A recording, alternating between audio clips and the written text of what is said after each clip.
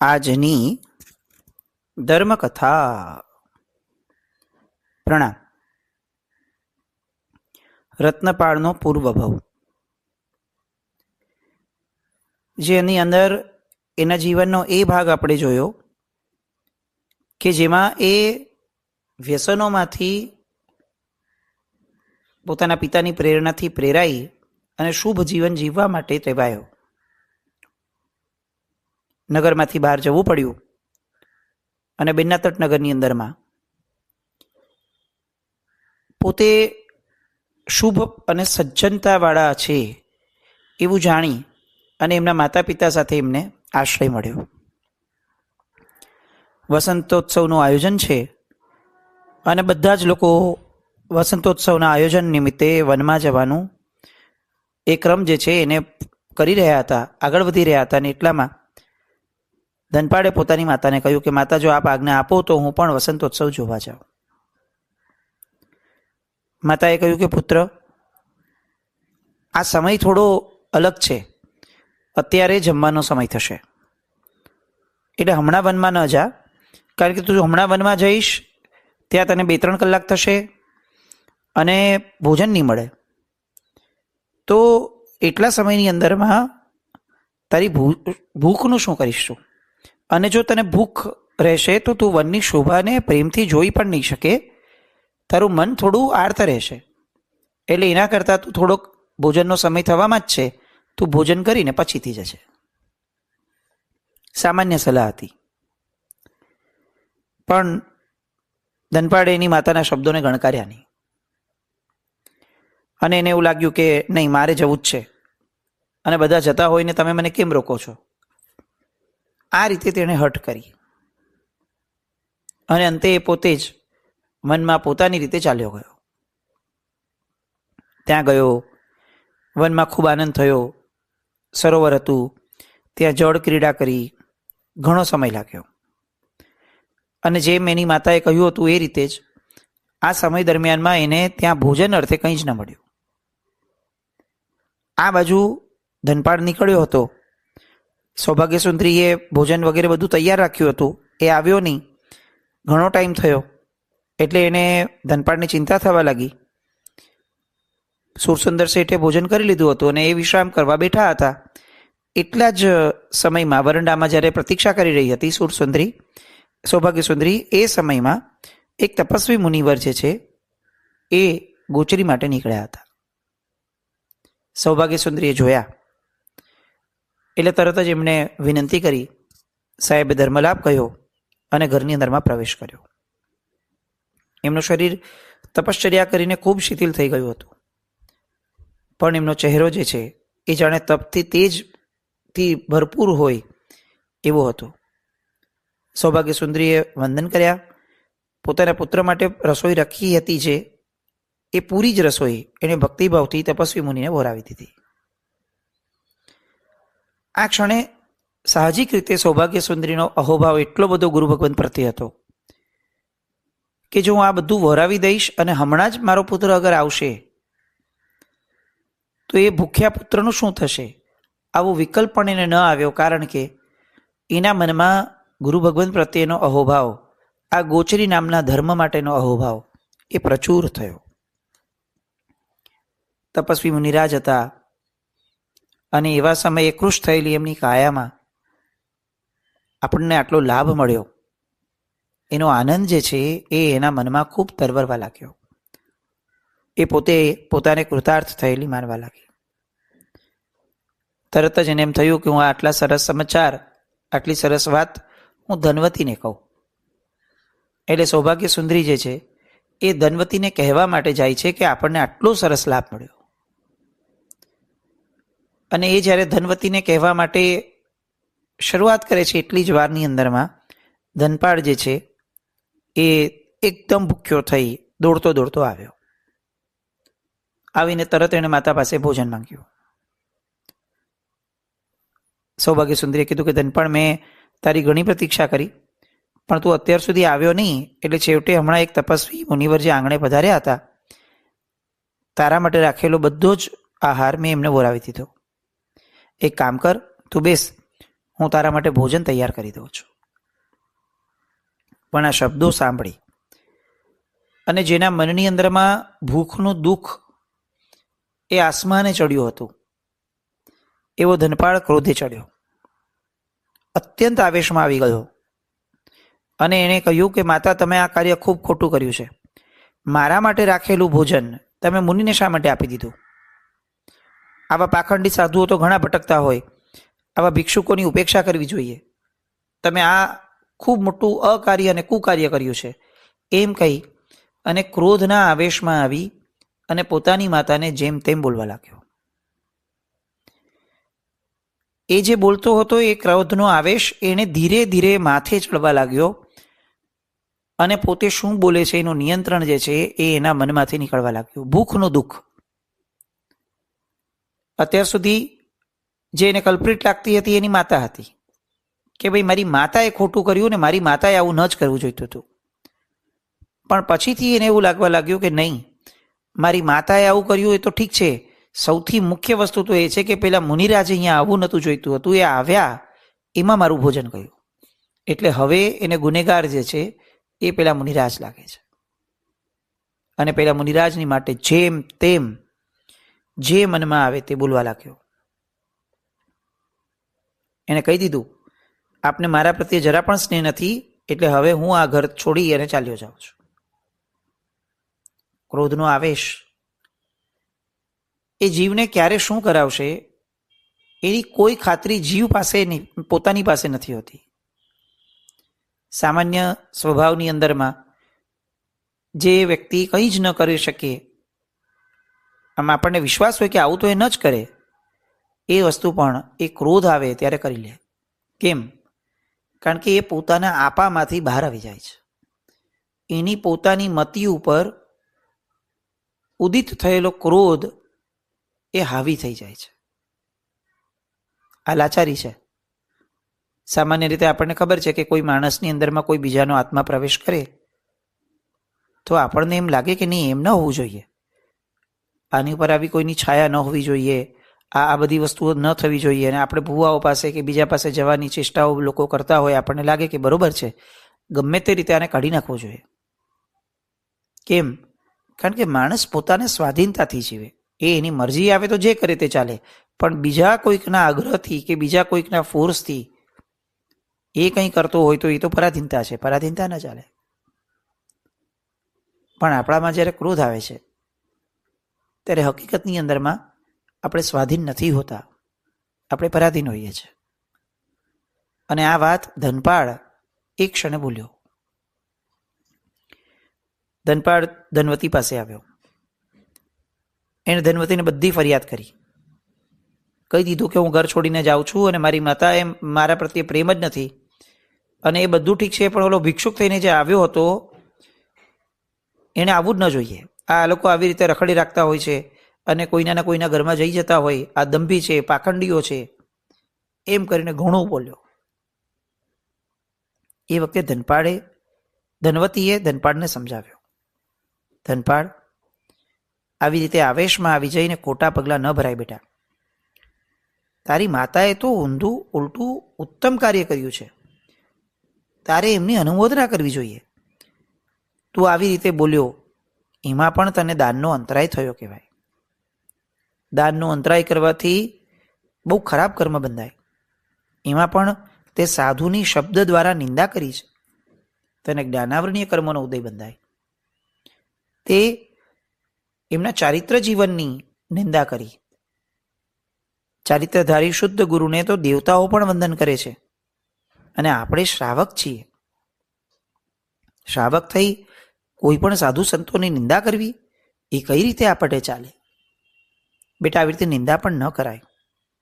જા, તારી માતા પાસે જા અને ક્ષમા માંગી લે. આ માતા એ તો તારી પરમ ઉપકારિણી છે. ઉપકારી માતાની સામે થવું એ તારા જેવા સુપુત્રને જરાય શોભે એમ નથી. અને પેલા પવિત્ર મુનિવરના ચરણમાં જઈને એમને પણ વંદન કરજે ને એમને પણ ખમાવજે.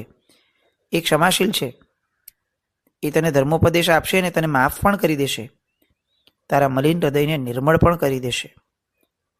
તું જરા વિચાર કર ધનપાળ, કે તું માત્ર કેટલાક કલાક સુધી ભૂખ્યો રહ્યો છે અને એટલામાં તને આવું થયું. જ્યારે આ જે મુનિવર આવ્યા હતા, પધાર્યા હતા, એ મુનિવરે તો 1 મહિના સુધી આહારનો ત્યાગ કર્યો હતો. તો તારે ધન્યવાદ કોને આપવા જોઈએ, એમને કે તને? આ બધા વચનો સાંભળ્યા અને ધનપાળનો આત્મા ફરીથી જાગૃત થયો. એને એમ લાગ્યું કે ના, મેં ખોટું કર્યું છે. ધનવતીના શબ્દોની બહુ સારી અસર એના મન પર થઈ. તરત જ એને વિચાર્યું કે ઓહો, 1 મહિનાના ઉપવાસ એમને હતા અને એમની ગુચરીનો લાભ મળ્યો અને એની માટે મેં આટલો ગુસ્સો કર્યો. ધિક્કાર છે મને કે મેં ગુરુની પણ નિંદા કરી અને મારા ઉપકારી માતાનું પણ અપમાન કર્યું. આવું વિચારીને ધનપાળ તરત પોતાની માતા સૌભાગ્ય સુંદરી પાસે આવ્યો, ચરણોમાં વંદન કર્યા અને અંતઃકરણથી ક્ષમા માંગી. માતાએ તો એ રડતી હતી પણ સામાન્ય રીતે આશીષ આપ્યા.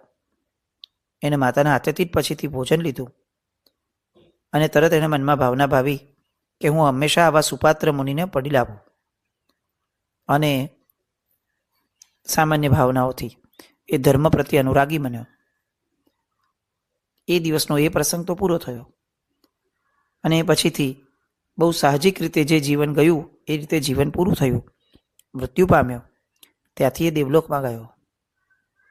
એ દેવલોકમાં ગયા પછીથી એ જે મનુષ્ય પર તરીકે જન્મ થયો એ ધનપાળ, એટલે હે રત્નપાળ તું પોતે. એ સમયે તારા જે માતા પિતા હતા એ માતા પિતા આજે જીનદત્ત અને ભાનુમતી તરીકે તને માતા પિતા તરીકે પ્રાપ્ત થયા.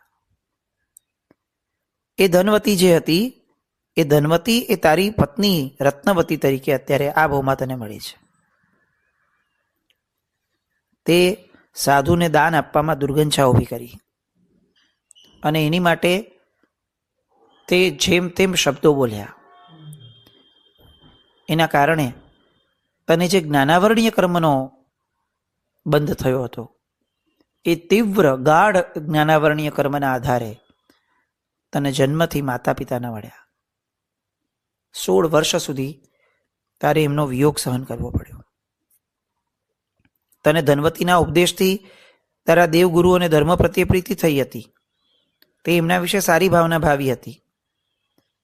એના કારણે એ ધનવતીનો જ જીવ એ તારી માટે તારા માતા પિતાને શોધી લાવનાર બન્યા. તને તારા અંતરાયોનો એ ઉદય જે છે એ પૂર્ણ થયો, એટલે બાકી બધી જ સુખ સંપત્તિ સંપન્નતા એ તને પ્રાપ્ત થઈ. કેવળી ભગવંતના મુખેથી પોતાનો આ પૂર્વભવ સાંભળ્યો અને રત્નપાળનો આત્મા પોતાના પૂર્વભવનું ચિંતન કરવા લાગ્યો. અત્યારે તો એને ખબર નહોતી અત્યાર સુધી કે આવું છે, પણ જેવું સાંભળ્યું એટલે આ જે ઓડિયો હતો સાંભળવાનો એને એ વિઝ્યુઅલાઇઝ કરવા લાગ્યો. મતિજ્ઞાનનો ક્ષયોક્ષમ વધવા લાગ્યો અને કેટલીક ક્ષણો જતા એને જાતિસ્મરણ જ્ઞાન ઉત્પન્ન થયું. હવે એના મનની સન્મુખ એનો આખો ને આખો પૂર્વભવ એ પ્રત્યક્ષ થવા લાગ્યો. રત્નપાળ એ દરેક પ્રસંગોના આધાર ઉપર વિચારણાઓ કરી અને આ બધા જ સંસારના પદાર્થો કેટલા નાશવંત છે, સંસારની સ્થિતિઓ પર્યાયો એ કેટલા ક્ષણિક છે પણ કેટલા ભયંકર છે એની વિચારણા કરવા લાગ્યો. એનો પૂર્વભવ કેવળી ભગવંતે જણાવ્યો. આપણે એમનો આખો પૂર્વભવ, આ વર્તમાન ભવ એ કથા રૂપે સાંભળ્યો હતો.